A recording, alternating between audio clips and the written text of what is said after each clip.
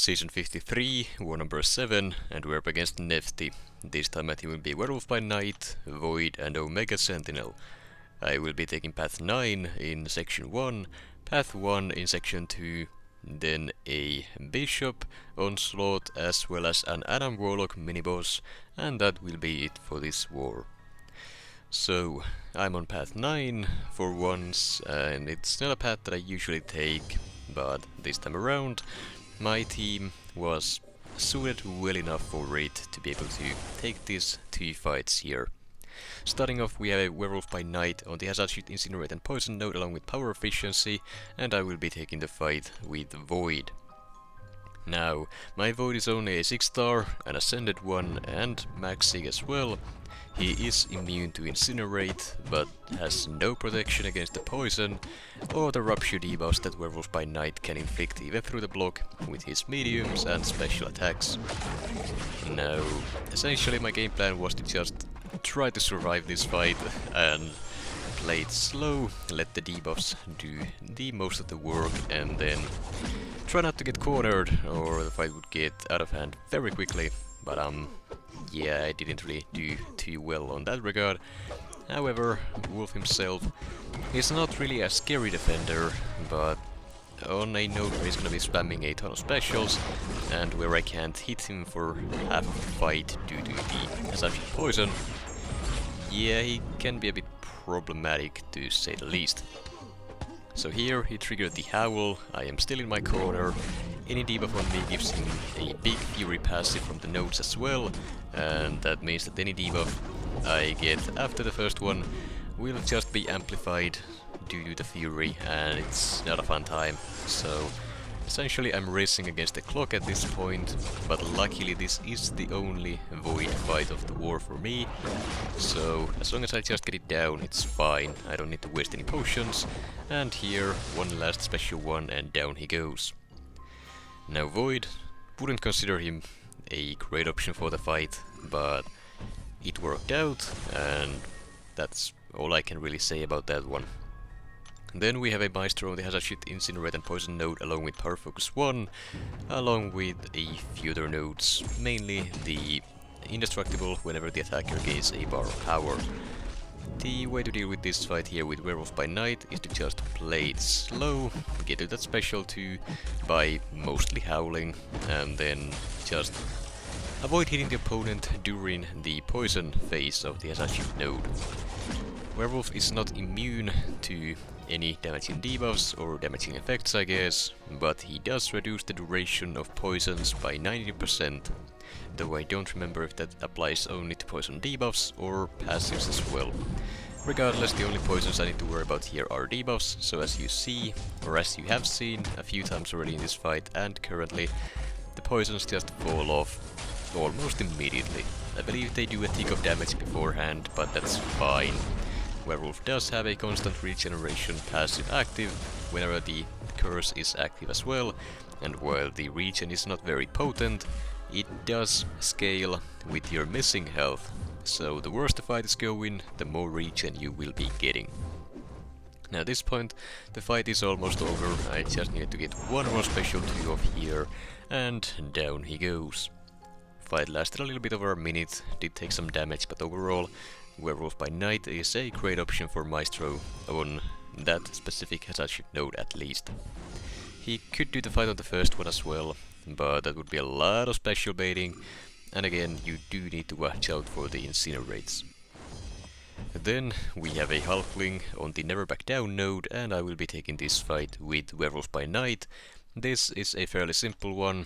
It's just a Hulkling that's gonna go unblockable at some point in the fight due to getting too many regens, but overall just a special 2 or maybe even 2 of them, and the fight should be done provided I don't throw the special into the Indestructible.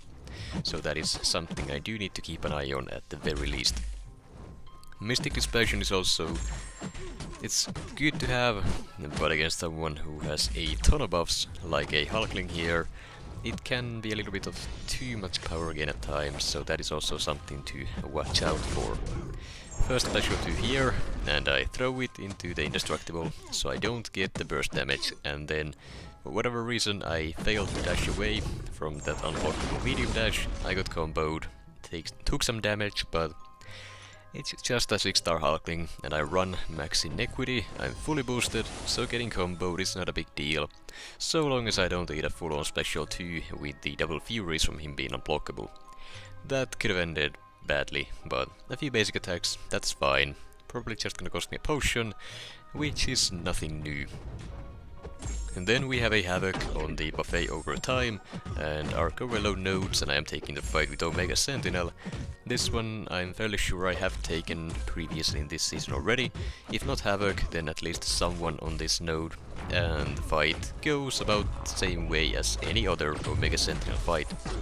Save up to that special 3, and while doing so, keep the heal block debuff up by finishing combos with light attacks, to deal with the defense tactic as well as Havok's passive power gain, for the most part at least, and then just get to a special 3, use it, get the plasmas, and then the fight is essentially over, provided you can keep the debuffs up a little bit longer, though against Havok's energy resistance it's gonna take a little bit longer than a normal mid-end champion would take.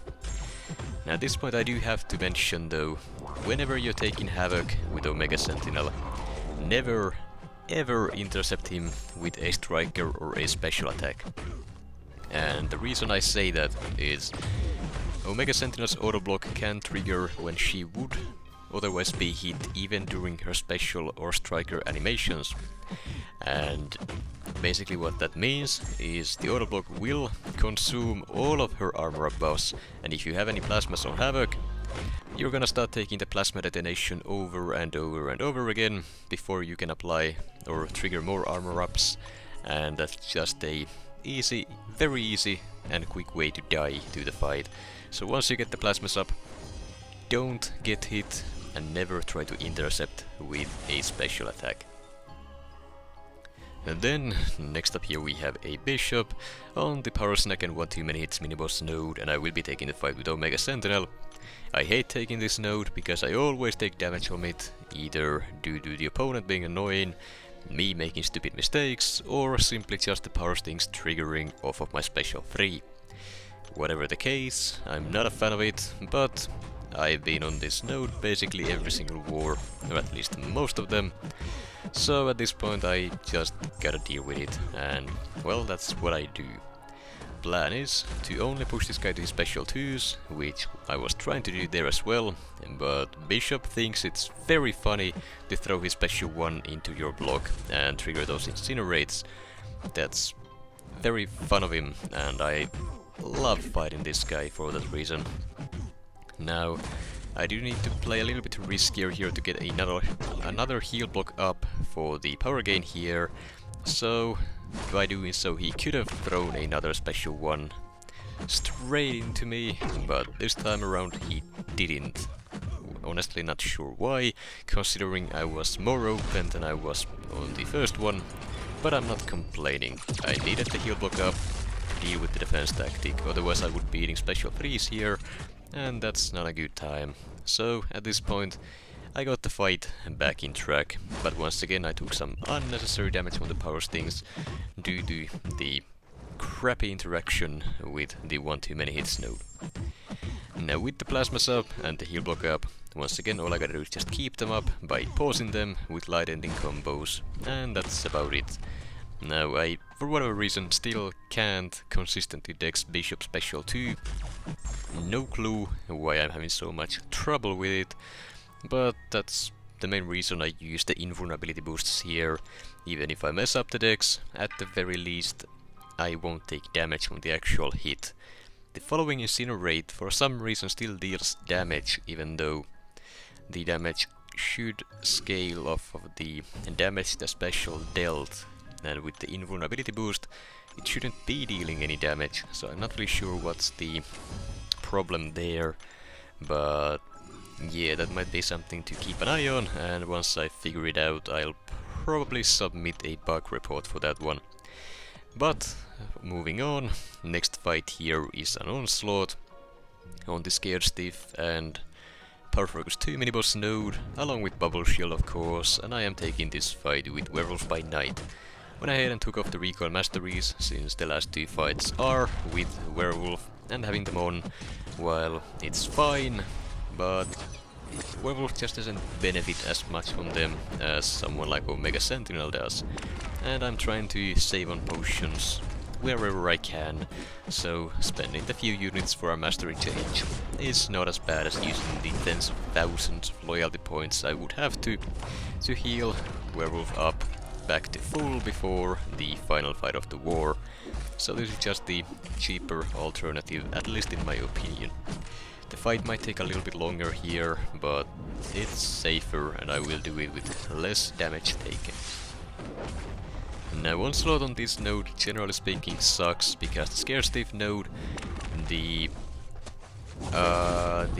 root debuff from it will basically trigger every single time Onslaught throws his special one due to just how long the animation is. So the root is something you will need to deal with in this fight, but you can save yourself from it in many ways. Either just dex his dash attack, punish him and then beta heavy, which is dexable even while rooted or cornered, or just save yourself with a special or a striker to escape the root.